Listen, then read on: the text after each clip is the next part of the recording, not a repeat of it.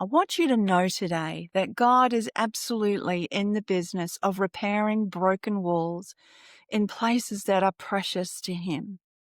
You are precious to Him. God is in the business of repairing broken walls in our lives and in your life too. Not just other people's lives, but yes, your life too. So don't let yourself think, oh, yes, I know God restores and repairs relationships in other people's lives, not just mine. And you might even say to yourself, look at all the evidence, Julie, that I have around me. It feels like my relationship is literally in ruins, and I can't ignore that. You're right. You can't ignore it. And it's also the perfect place to start from. How do I know? Because that's exactly where I started from when my marriage looked like it was over. Nothing much more than rubble and a prayer. However, in the middle of that, I did not want to give up reading the Bible, and so I got myself a 1-year Bible. The 1-year Bible gives you a dedicated passage of Scripture for each day of the year. And on this particular day, I was reading from the book of Nehemiah. And you know how sometimes you read the word and it's like this neon sign just jumps up at you, the words just light up, they're illuminated. Well, this particular day, these words gripped my heart like nothing else, and it was exactly what I needed. And those words came from Nehemiah chapter 4, verse 2, which says this: "Can they bring the stones back to life from these heaps of rubble, burned as they are?"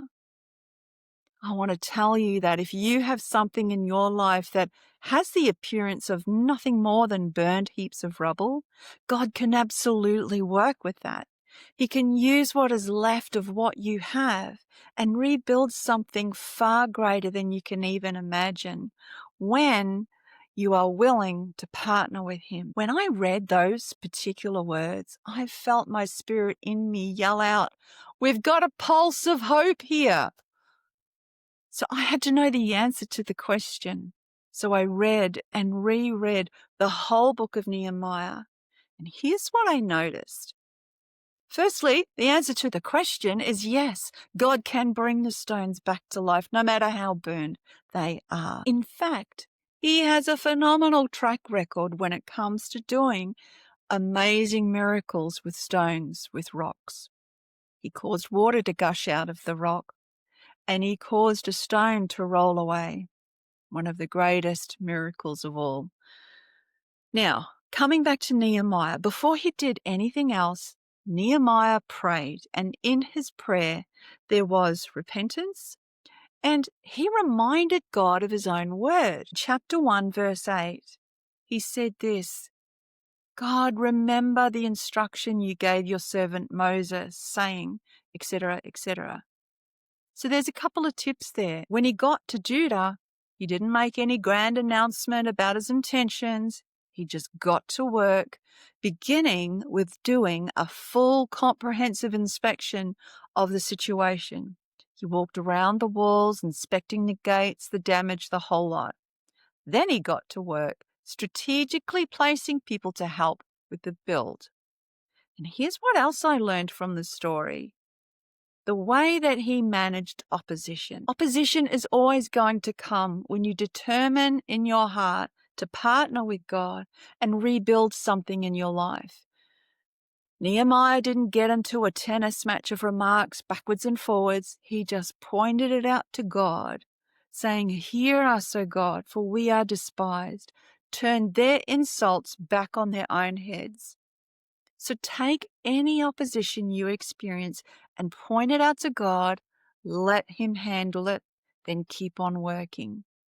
So, to recap, the lesson here about how God can take what is left, the broken, burned remains of whatever the situation in your life happens to be, and create something incredible with it. And there are some principles we can learn. And, when I read the Old Testament, sometimes people are like, it's not really relevant to today. Or what I look for is, what do I notice about God's character? And what I see in the book of Nehemiah about God's character is that, like I said before, God will rebuild that which is precious to him. And we partner with him in that rebuilding process. And using Nehemiah's example, pray first. If it's on your heart, repent of anything that you need to repent of. I know I did. Remind God of his word. Remind God of his promises that he has given to you, whether it's personal promises or just taken from his word. Remind him of those promises, okay? Then fully inspect the situation from every angle.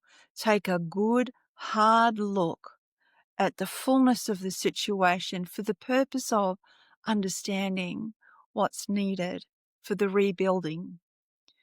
Now, an opposition's going to come. Give that to God, let him handle it, and keep moving forward.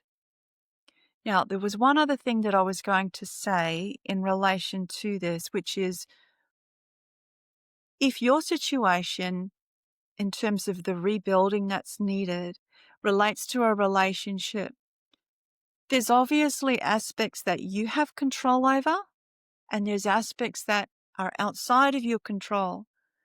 So one of the things that I learned in my situation was to focus on me.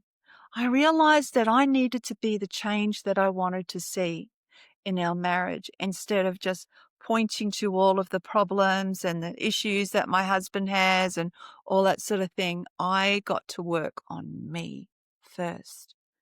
And that was one of the best decisions that I made at that point in time. So I leave that with you. And listen, if you were encouraged by what I shared with you today, let me know in the comments below, and certainly like, subscribe, because I'm going to bring more and more messages of hope and encouragement over time. So, and yeah, hey, if you know someone who would really benefit from this message too, by all means share it. I hope you got a lot out of this.